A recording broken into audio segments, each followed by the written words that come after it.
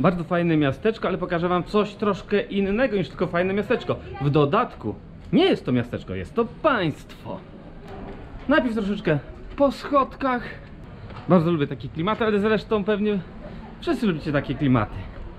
Witajcie w San Marino, jednym z najmniejszych państw świata, które w Europie przegrywa tylko z Watykanem i chyba z Monako.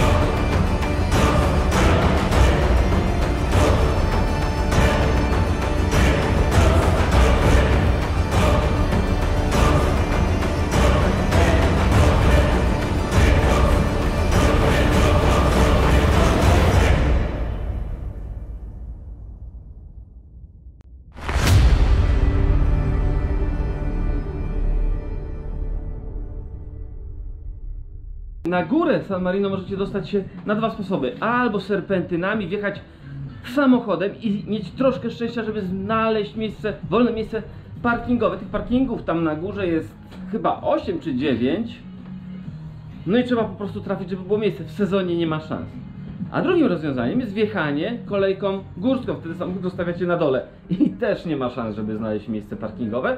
W dwie strony bilet kosztuje 4,5 euro, a kolejeczka jedzie dosłownie chwilę.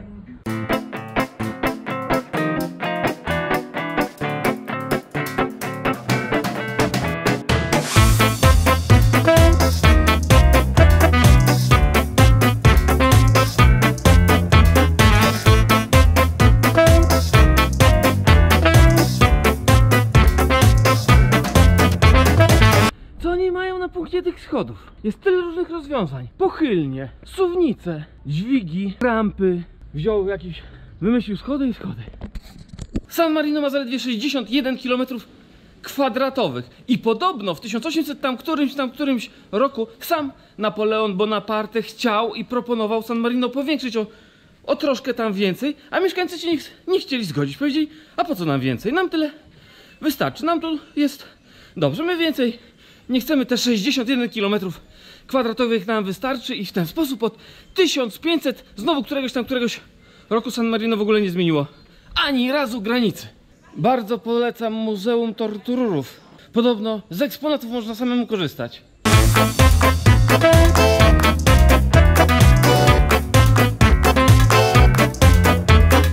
No nie puszczę pewnie tego na filmie, chyba że się odważę. Jest w cholerę ładnie.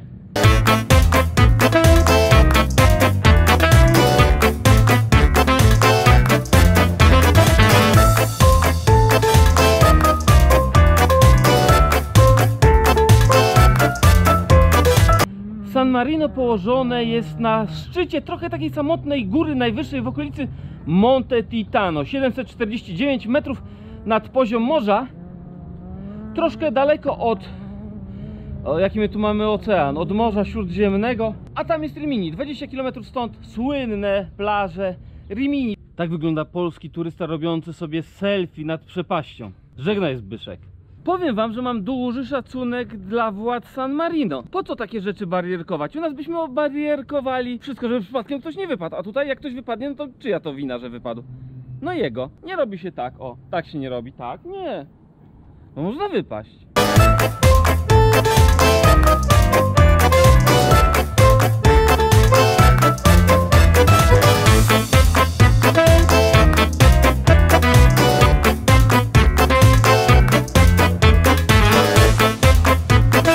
Tego za mną nie widzicie, chociaż może jak się troszkę mocniej przyjrzycie, to zobaczycie. Jest dzisiaj akurat rajd San Marino. Tu po tych szutrowych drogach wiejskich, pełnych zakrętów ścigają się najlepsi z najlepszych. No nie wiem, no może średni ze średnich. Ale zasuwają chłopaki. Tyle kurzu, to ja już wiem skąd się bierze kurz na świecie. Posłuchajcie chociaż dźwięków tych męskich silników, a nie jakichś elektrycznych.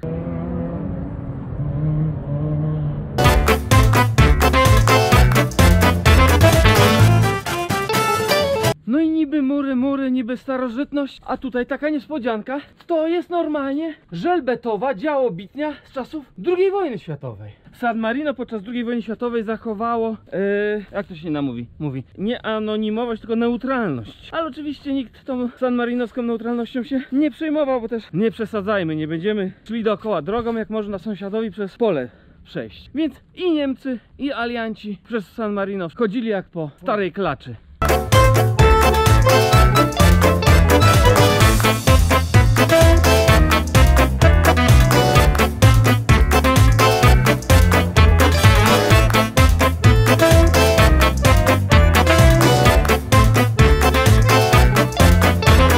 Zupełnie protestuję. Zapłaciłem 10 euro, no przepraszam, dostałem zniżkę 7,5 euro i wieża jest zamknięta. I po co mi taka wieża? Pałac Kultury jest czynny. Nie będę więcej jeździł za granicę, bo są zamknięte wieże. Chciwłosi. Przepraszam, Sanmaryńczycy.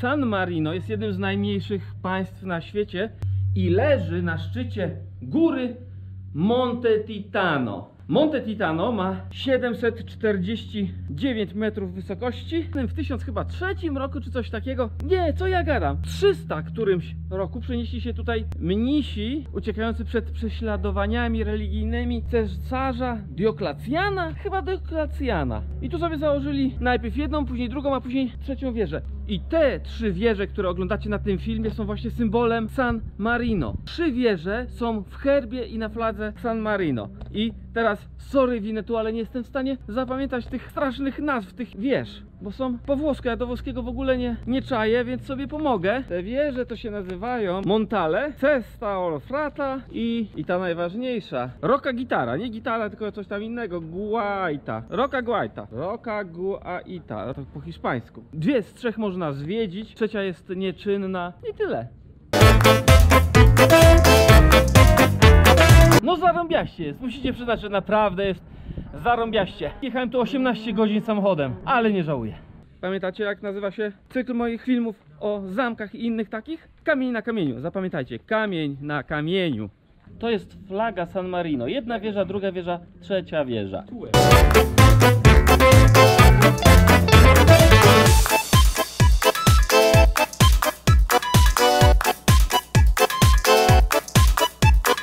I teraz jesteśmy prima torro, czyli w pierwszej wieży. To była pierwsza fortyfikacja, pierwsza konstrukcja obronna na Monte Titano. Później zbudowano drugą wieżę i trzecią i połączyło je wszystkie murami, tak że tworzyły później już jeden duży, świetnie umocniony kompleks fortyfikacji.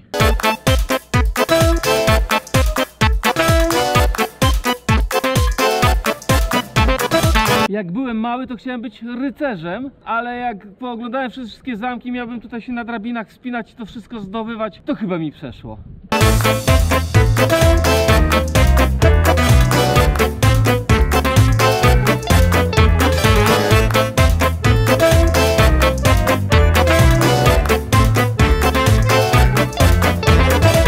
Wyobraźcie sobie, że mimo iż mieszkańców San Marino ma 32 000, to w 1957 roku wybuchła tutaj wojna domowa. Od zakończenia II wojny światowej rządzili tutaj komuniści, choć oni sami nazywali się komuną. I w 1957 roku tutejsi prawicowi radykałowie dokonali przewrotu. Przy granicy zaczęli się bawić w partyzantkę. 61 km² i partyzanci, to po prostu masakra. Rząd San Marino powołał gwardię, uzbroił swoich zwolenników w dubeltówki i odparto pierwszy atak. Niestety prawicę wsparła armia włoska i Włosi jesienią 1959 roku dokonali zbrojnej inwazji San Marino. Komunistyczny rząd San Marino upadł i od tamtego czasu San Marino skręciło w prawo. 32 000 mieszkańców i wojna domowa. Zupełnie bez sensu.